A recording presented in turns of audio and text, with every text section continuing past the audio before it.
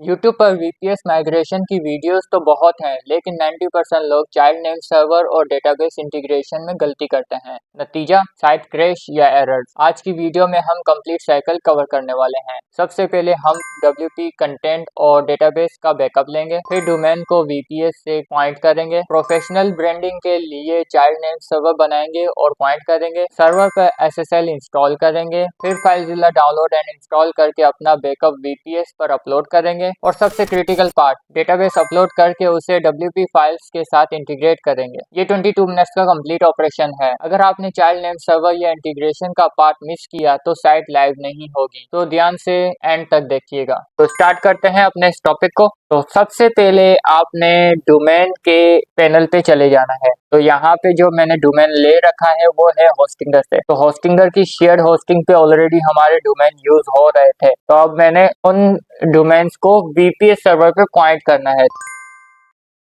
तो आपको सबसे पहले उस कंट्रोल पैनल पे आ जाना है जहाँ पे आपके डोमेन एग्जिस्ट करते हैं, चाहे वो होस्टिंगर हो, GoDaddy हो, नेमचीप हो या कोई और। तो उस पैनल पे आपने लॉगिन कर लेना है। लॉगिन करने के बाद आपको डोमेन का सेक्शन देखने को मिल जाएगा। फिर यहाँ से आप पोर्टफोलियो पे क्लिक करेंगे। पोर्टफोलियो पे क्लिक करने के बाद मैनेज पे क्लिक कर देंगे। मैनेज पे क्लिक करने के बाद आप क्या करेंगे, यहाँ से अपना वो डोमेन सेलेक्ट कर लेंगे जिस डोमेन को आप पॉइंट कराना चाहते हैं अपनी वीपीएस के साथ। तो यहाँ पे हम AK डीप नॉलेज को पॉइंट कराना चाह रहे हैं अपने वीपीएस के साथ, तो इसको मैंने सेलेक्ट कर लिया। सेलेक्ट करने के बाद पहले तो आपने क्या करना है, डोमेन ओवरव्यू पे जाना है और यहाँ से आपने मैनेज साइट पे चले जाना है और फिर यहाँ पे आपने फाइल मैनेजर पे क्लिक कर देना है। public_html पे क्लिक कर देना है और यहाँ पे सिलेक्ट ऑल कर लेना है। सिलेक्ट ऑल करने के बाद यहाँ पे सब डोमेन को मैं अनचेक कर रहा हूँ क्योंकि मैंने सब डोमेन बनाए हुए हैं। हो सकता है आपके केस में आपने सब डोमेन ना बनाए हो तो आपको इस तरह के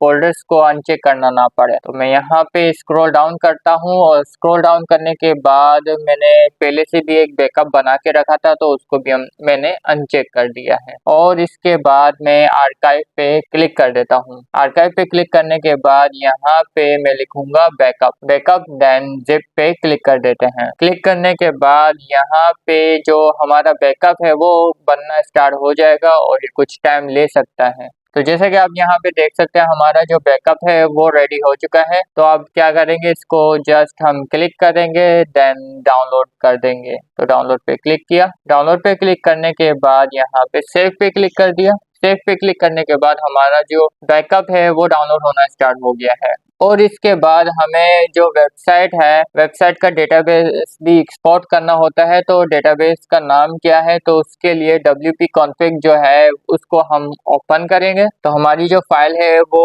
ओपन हो चुकी है। ओपन होने के बाद यहाँ पे हमें DB नेम जो लिखा आ रहा है इसके साथ जो है, इसको किया हमने कॉपी करने के बाद होस्टिंगर पैनल पे आते हैं और यहाँ पे डेटाबेस पे क्लिक कर देते हैं। डेटाबेस पे क्लिक करने के बाद स्क्रॉल डाउन करेंगे देन यहाँ पे हम अपने डेटाबेस को सर्च करेंगे। सर्च किया और यहाँ पे आप देख सकते हैं हमारा जो डेटाबेस है वो यहाँ पे सर्च हो चुका है। और अब PHP My Admin जो बटन हमें दिखाई दे रहा है इस पे हमने क्लिक किया। क्लिक करने के बाद ये सीधा हमारा PHP My Admin के डैशबोर्ड पे ओपन हो जाता है। फिर इसके बाद आपने एक दफ़ा अपने डेटाबेस पे क्लिक कर देना है। फिर एक्सपोर्ट पे आपने क्लिक कर देना है देन आपने एक्सपोर्ट के बटन पे क्लिक कर देना है। फिर यहाँ से सेव पे क्लिक कर देना है। यहाँ पे आपका जो डेटाबेस है वो भी डाउनलोड होना स्टार्ट हो जाएगा। हमारा डेटाबेस डाउनलोड हो चुका है और कंटेंट फाइल अभी डाउनलोड होना बाकी है, तो थोड़ा इंतज़ार कर लेते हैं। तो यहाँ पे बैकअप को डाउनलोड होने देते हैं। तो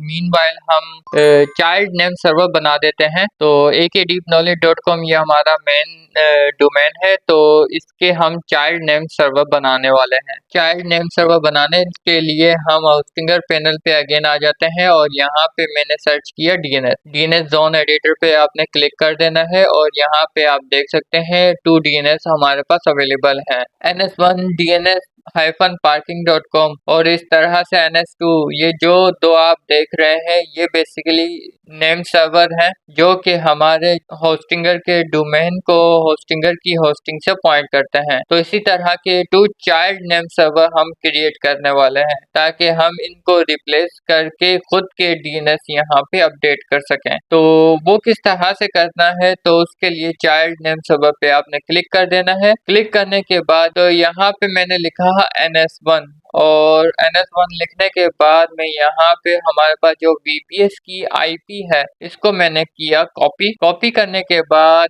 IPv जो एड्रेस आप देख रहे हैं इस पे मैंने किया पेस्ट एंड सेव पे क्लिक किया। देन अगेन मैंने यहाँ पे सेकंड में भी मैंने VPS सर्वर की IP ऐड की और NS2 कर दिया, इसको भी मैंने सेव कर दिया। ऐसे करने से हमारे जो चाइल्ड नेम सर्वर है वो क्रिएट हो जाते हैं। तो हमारे जो चाइल्ड नेम सर्वर है वो क्रिएट हो चुके हैं। चाइल्ड नेम सर्वर जो है वो क्रिएट तो हो चुके हैं, लेकिन अब यहाँ पे जो हमने करना है हेस्टिया पैनल पे हमने लॉगिन कर लेना है। लॉगिन करने के बाद आपने यहाँ पे हेस्टिया जो पैनल है इस पे आपने अपने डोमेन के लिए स्पेस एलोकेट करनी है। जैसा कि आप यहाँ पे देख सकते हैं हेस्टिया कंट्रोल पैनल पे यहाँ पे मैंने लॉगिन कर लिया है और यहाँ पे वेब का एक ऑप्शन आ रहा है, इस पे मैंने किया क्लिक करने के बाद हमारे पास जितने भी डोमेन है वो सब यहाँ पे आपको शो होंगे और यहाँ पे ऐड न्यू डोमेन पे क्लिक कर देना है आपने। फिर कंटिन्यू पे आपने क्लिक कर देना है। कंटिन्यू पे क्लिक करने के बाद यहाँ पे आपने अपने डोमेन का जो नेम है वो यहाँ पे पेस्ट कर देना है और यहाँ से HTTP जो है उसको हटा देना है। फिर इसके बाद DNS सपोर्ट, मेल सपोर्ट, इस पे चेक मार्क कर देना है और IP सिलेक्ट कर लेनी है। देन सेव पे क्लिक कर देना है।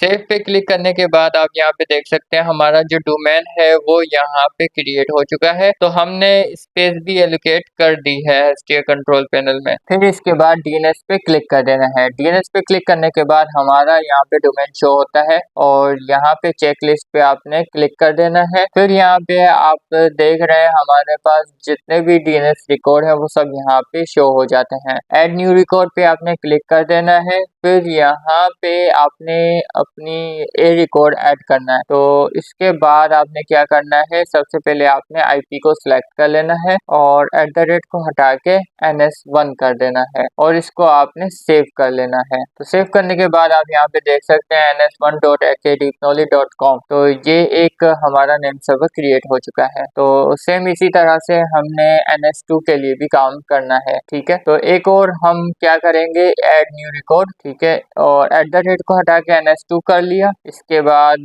ए रिकॉर्ड IP हमने सेलेक्ट कर लेनी है। फिर इसके बाद इसको भी सेव कर लेना है। तो ns2.akdeepknowledge.com इस तरह से सेकंड नेम सर्वर भी हमारा क्रिएट हो चुका है और जो आप NS देख रहे हैं जितने भी NS हैं इसको हमने एडिट करना है। तो NS में लोकल होस्ट जो लिखा आ रहा है इसको हमने बदल दिया ns1.akdeepknowledge.com से, सेव किया। इसके बाद NS सेकंड भी हमारे पास NS है, इसको भी हमने एडिट किया और लोकल होस्ट को हटा के NS2 कर देना है। हमने लोकल होस्ट को हटा के ns2.akdeepknowledge.com कर दिया और इसको सेव कर दिया। तो आप यहाँ पे देख सकते हैं हमारे जो नेम सर्वर है वो DNS रिकॉर्ड में ऐड हो चुके हैं। बैक किया हमने और फिर इसके बाद आप यहाँ पे भी देख सकते हैं लोकल होस्ट है, तो पेंसिल का आइकन आ रहा है, इस पे मैंने क्लिक किया और लोकल होस्ट को हटा के ns1.akdeepknowledge.com के सेव कर दिया। देन बैक कर देते हैं और इसके बाद ns1.akdeepknowledge.com जो नेम सर्वर हमने बनाया है इसको मैंने किया कॉपी करने के बाद हम चले जाते हैं होस्टिंगर के डोमेन पैनल पे। तो यहाँ पे हमारा डोमेन था और यहाँ पे हमने चाइल्ड नेम सर्वर बनाए थे, ठीक है, ये रहे चाइल्ड नेम सर्वर और यहाँ से हमारे नेम सर्वर है उसको हम रिप्लेस कर देंगे हमारे खुद के नेम सर्वर से। तो ns1.akdeepknowledge.com और ns2.akdeepknowledge.com सेव पे क्लिक कर देते हैं। सेव पे क्लिक करने के बाद चेक मार्क करेंगे, देन चेंज कर देंगे और ये 24 आवर्स लग सकते हैं इसको फुली प्रोपेगेट होने के लिए। तो तब तक हम अपने HTTP कंट्रोल पैनल पे आ जाते हैं और यहाँ से ईमेल पे हम क्लिक कर लेते हैं। ईमेल पे क्लिक करने के बाद SSL को हमने इनेबल करना है।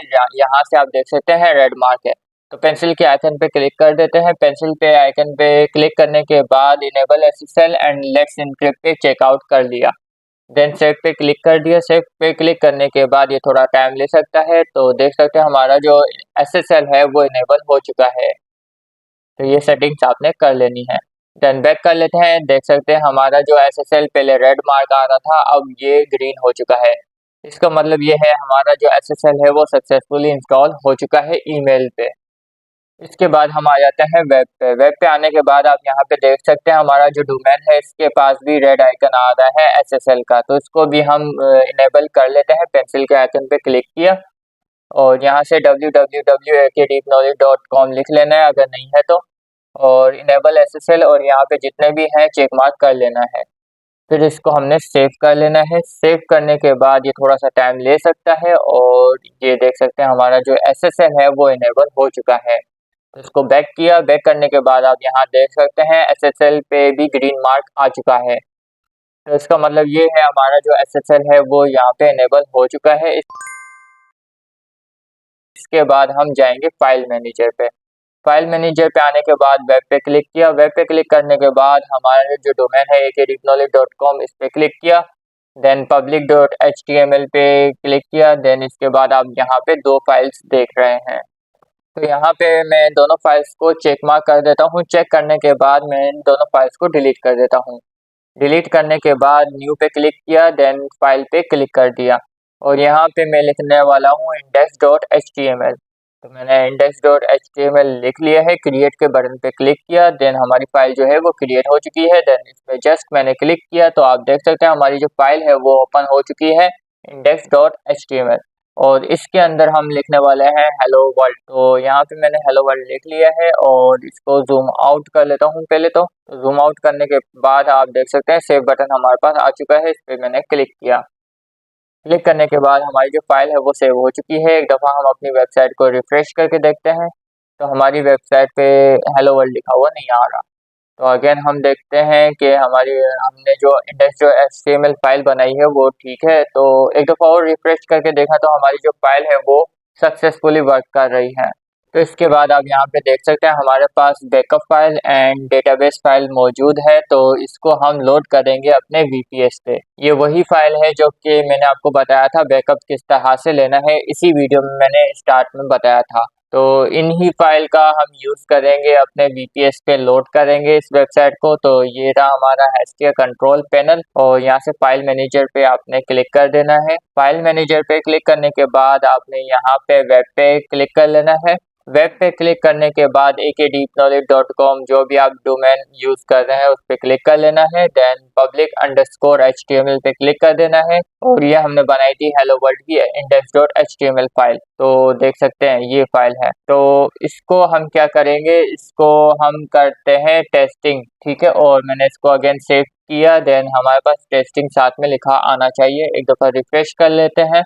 रिफ्रेश करने के बाद आप देख सकते हैं टेस्टिंग लिखा हुआ आ चुका है। तो इसका मतलब हमारा जो डोमेन है वो सक्सेसफुली हमारे VPS के साथ कनेक्ट हो चुका है। तो इसको डिलीट कर देते हैं, अब इसकी ज़रूरत नहीं है हमें, तो इसको हमने डिलीट कर दिया। डिलीट करने के बाद इसको अगेन रिफ्रेश करते हैं तो एक्सेस डिनाइड इस तरह का आपको देखने को मिल जाएगा। तो ये कोई प्रॉब्लम नहीं है, जस्ट इसमें हमने बैकअप लोड करना है। तो ये रहा हमारा बैकअप। इस पे सिलेक्ट किया देन ओपन पे क्लिक किया तो देख सकते हैं हमारी जो फाइल है वो 1 GB से ज़्यादा की है। तो इस वजह से हमें एरर देखने को मिल जाता है। तो इस प्रॉब्लम का सॉल्यूशन सिंपल है काफ़ी। तो इसके लिए आपको ज़्यादा कुछ करने की ज़रूरत नहीं है। जस्ट आपके पास एक ऑप्शन है फाइलज़िला का। तो फाइलज़िला नाम से हमारे पास एक सॉफ्टवेयर आता है जिसे हमें इंस्टॉल करना होगा। तो गूगल पे आ गए। गूगल पे आने के बाद यहाँ पे आपने फाइलज़िला सर्च कर लेना है। देन ऑफिशियल वेबसाइट आ जाएगी। देन डाउनलोड के बटन पे क्लिक कर देना है। डाउनलोड पे क्लिक करने के बाद यहाँ से भी डाउनलोड पे क्लिक किया। तो ये रहा हमारा फाइलज़िला सॉफ्टवेयर जो कि डाउनलोड हो चुका है। डाउनलोड होने के बाद इस पर जस्ट डबल क्लिक करना है। डबल क्लिक करने के बाद यस पे क्लिक करना है। फिर हम नेक्स्ट कर लेते हैं। फिर नेक्स्ट किया और इसको एक्सेप्ट कर लेते हैं। देन नेक्स्ट कर लेते हैं और यहाँ से इसको अगेन नेक्स्ट और यहाँ से डायरेक्टली सिलेक्ट कर सकते हैं। देन नेक्स्ट और यहाँ से भी नेक्स्ट कर लेते हैं। तो हमारा जो फाइलज़िला सॉफ्टवेयर है वो इंस्टॉल होना स्टार्ट हो जाता है। और ये कुछ ही सेकंड में इंस्टॉल हो जाता है। देन फिनिश पे हम क्लिक कर देते हैं। फिर आपने विंडोज़ सर्च बार पे जाके फाइलज़िला टाइप करना है। देख सकते हैं हमारा फाइलज़िला आ चुका है। जस्ट मैंने इस पे क्लिक किया तो हमारा जो फाइलज़िला सॉफ्टवेयर है वो ओपन हो चुका है सक्सेसफुली। और अब यहाँ पे जो काम करना है वो ये है कि हमने अपने VPS का host name, user name, password and port number यहाँ पे इसे इंटर करना है। तो होस्ट नेम पे आपने SFTP:/ और अपनी VPS सर्वर की IP लिखनी है और ये आपने होस्ट पे ऐड कर देना है। फिर इसके बाद यूज़र नेम पे हमने रूट लिख लेना है। रूट के बाद हमने पोर्ट नंबर 22 एंड यहाँ पे हमने HTTP कंट्रोल पैनल का जो पासवर्ड है वो ऐड कर लेना है। इसके बाद यहाँ पे हमने ओके कर लेना है। ओके करने के बाद अगेन ओके कर लेना है। देन हमने कनेक्ट के बटन पे क्लिक कर देना है। तो यहाँ पे कोई एरर आ गया है, तो देखते हैं ये किस तरह का एरर है। रूट हमने सही लिखा है और पोर्ट नंबर भी ठीक है। अगेन कनेक्ट करते हैं तो शायद कनेक्ट हो चुका है। तो अगेन हमें एरर देखने को मिला। तो इसकी वजह मुझे अच्छा हाँ, यहाँ पे रूट लिखा है। रूट नहीं लिखेंगे हम, यहाँ पे लिखेंगे यूज़र, क्योंकि HTTP कंट्रोल पैनल जो है रूट पे काम नहीं करता, ये करता है यूज़र पे काम। तो यहाँ पे हमने यूज़र लिखना पड़ेगा। तो इसके बाद हमने किया कनेक्ट और देख सकते हैं हमारा जो HTTP कंट्रोल पैनल का जो FTP फाइल मैनेजर है वो यहाँ पे कनेक्ट हो चुका है। तो जैसा कि आप यहाँ पे देख सकते हैं राइट हैंड साइड पे रिमोट साइट लिखा हुआ आ रहा है और लेफ्ट हैंड साइड पे लोकल साइट लिखा हुआ आ रहा है। रिमोट साइट का मतलब ये है कि आपकी जो वेबसाइट है VPS पे, तो उसकी जो स्टोरेज है वो यहाँ पे आपको शो होगी। और जो आप लोकल साइट देख रहे हैं यहाँ पे आपके कंप्यूटर की स्टोरेज शो होगी। तो राइट साइड पे आप देख सकते हैं रिमोट साइट और यहाँ पे यूज़र पे मैंने एक्सपेंड कर दिया। फिर यहाँ से वेब पे मैंने क्लिक किया। वेब पे क्लिक करने के बाद आप नीचे देख सकते हैं akdeepknowledge.com लिखा हुआ आ गया। इस पे मैंने जस्ट क्लिक किया। देन यहाँ पे public_html पे क्लिक किया। फिर इसके बाद आप यहाँ पे देख सकते हैं कोई फोल्डर नहीं है। अब आते हैं लेफ्ट साइड पे। तो लेफ्ट हैंड साइड पे हम आ चुके हैं और यहाँ से हमने वो फाइल सिलेक्ट कर लेनी है जिस फाइल को हम अपने VPS सर्वर पे होस्ट करना चाह रहे हैं। तो ये रही बैकअप फाइल हमारी और जस्ट मैंने ड्रैग एंड ड्रॉप करना है राइट साइड पे। और जैसे कि आप यहाँ पे देख सकते हैं हमारी जो फाइल है वो अपलोड होना स्टार्ट हो चुकी है। तो इसकी अपलोडिंग स्पीड जो है वो आपके इंटरनेट पे डिपेंड करती है। तो इंतज़ार करते हैं तो हमारी जो फाइल है वो कब तक अपलोड हो जाती है। तो जैसा कि आप यहाँ पे देख सकते हैं हमारी जो फाइल है वो अपलोड हो चुकी है हमारे VPS पे। तो राइट साइड पे आप देख सकते हैं backup.zip फाइल आपको दिख रही है। तो ये हमारी वही फाइल है जो हमने बैकअप लिया था। तो आप यहाँ पे देख सकते हैं हमारा जो बैकअप है वो लोड हो चुका है। और एक दफ़ा हम चलते हैं अपने HTTP कंट्रोल पैनल पे और यहाँ पे मैंने फाइल मैनेजर पे क्लिक किया, स्क्रॉल डाउन किया, वेब पे क्लिक किया, यहाँ से अपनी वेबसाइट सेलेक्ट की, देन public_html। और यहाँ पे जैसे कि आप देख सकते हैं backup.zip फाइल हमारे पास जो है वो बन चुकी है। इसको मैंने राइट क्लिक किया, देन अनजिप पे मैंने क्लिक किया। तो देख सकते हैं हमारी जो फाइल है वो अनजिप होना स्टार्ट हो चुकी है। एक दफ़ा हम अपनी वेबसाइट को भी रिफ्रेश करके देखते हैं। तो अभी तक हमारी वेबसाइट पे एक्सेस डिनाइड लिखा हुआ आ रहा है। और अगेन चलते हैं हम अपने HTTP कंट्रोल पैनल पे। तो देख सकते हैं हमारी जो फाइल है वो अनजिप हो चुकी है। तो एक दफ़ा अगेन हम अपनी वेबसाइट पे आके इसे रिफ्रेश करते हैं। तो जैसे कि आप यहाँ पे देख सकते हैं error established a database connection ये लिखा हुआ आ रहा है। तो इसका मतलब ये है कि आपकी वर्डप्रेस की जितनी भी फाइल्स हैं वो सक्सेसफुली अनजिप होके वर्किंग कंडीशन में आ चुकी हैं। अब मसला है तो जस्ट डेटाबेस का है, तो वो हम इसे सॉल्व कर लेंगे। अब चलते हैं हम अपने HTTP कंट्रोल पैनल पे और यहाँ से मैंने एग्जिट करना है। एग्जिट करने के बाद आप यहाँ से देख सकते हैं डेटाबेस। तो डेटाबेस पे जाके एक दफ़ा हमें रिफ्रेश कर लेते हैं। कनेक्शन इश्यू है हमारे डेटाबेस का और डेटाबेस पे आपने जस्ट क्लिक कर देना है। और डेटाबेस पे क्लिक करने के बाद ऐड न्यू डेटाबेस पे क्लिक कर देना है। ऐड न्यू डेटाबेस पे क्लिक करने के बाद कंटिन्यू पे क्लिक कर देना है। कंटिन्यू पे क्लिक करने के बाद आपने यहाँ पे अपने डेटाबेस का नाम लिख लेना लेना है। तो डेटाबेस का नाम मैं यहाँ पे लिख लेता हूँ AK डीप नॉलेज, ठीक है। और इसके बाद यूजर नेम जो है वो भी हम सेम रख लेते हैं, AK डीप नॉलेज। पासवर्ड हम रैंडम लिख लेते हैं जो बाय डिफॉल्ट हमें मिल जाता है। एक दफा हम न्यू टैब पे आ जाते हैं और इसे पासवर्ड को कॉपी पेस्ट कर लेते हैं, ठीक है। और इसको मैं सेव कर लेता हूँ। सेव करने के बाद आप देख सकते हैं हमारा जो डेटाबेस है वो क्रिएट हो चुका है। अब क्या करना है, PHP माय एडमिन पे जस्ट क्लिक कर देना है तो आपको पेज नॉट फाउंड का एरर देखने को मिल जाएगा। तो ये कोई बड़ी बात नहीं है, जस्ट आपने अपनी VPS IP हटा के अपने डोमेन का नाम यहाँ पे लिख लेना है। जैसे मेरा डोमेन है akdeepknowledge.com, तो मैं वो लिख लेता हूँ \PHP माय एडमिन, और फिर आपको एडमिन पैनल देखने को मिल जाएगा। और फिर आपने यहाँ पे क्या करना है, आपने यहाँ पे जस्ट आपने अपने जो यूजर नेम रखा था डेटाबेस का वो आपने यहाँ पे ऐड करना है। तो जैसा कि देख सकते हैं user_AK डीप नॉलेज, तो मैं इसको करता हूँ कॉपी करने के बाद मैं आता हूँ अपने PHP माय एडमिन में और यहाँ पे पेस्ट कर देता हूँ। और पासवर्ड भी मैंने न्यू टैब पे पेस्ट करके रखा था तो इसको मैं कॉपी कर लेता हूँ। कॉपी करने के बाद यहाँ पे पेस्ट कर देता हूँ, देन नेक्स्ट पे लॉगिन पे क्लिक कर देता हूँ। तो देख सकते हैं हमारा जो डेटाबेस है वो सक्सेसफुली लॉगिन हो चुका है। और जस्ट मैंने AK डीप नॉलेज पे क्लिक किया। क्लिक करने के बाद आप जैसे कि यहाँ पे देख सकते हैं बहुत सारे ऑप्शन है। आपने इंपोर्ट पे क्लिक कर देना है, आपने चूज फाइल पे क्लिक कर देना है, देन यहाँ पे आपका जो डेटाबेस होगा उस पे आपने क्लिक कर देना है, देन ओपन कर लेना है। तो स्क्रॉल डाउन कर लेता हूँ और इंपोर्ट पे क्लिक कर देता हूँ। तो इंपोर्ट पे मैंने क्लिक कर लिया। तो देख सकते हैं हमारा जो डेटाबेस है वो अपलोड हो चुका है। तो इस तरह से आप अपने डेटाबेस को अपलोड कर सकते हैं।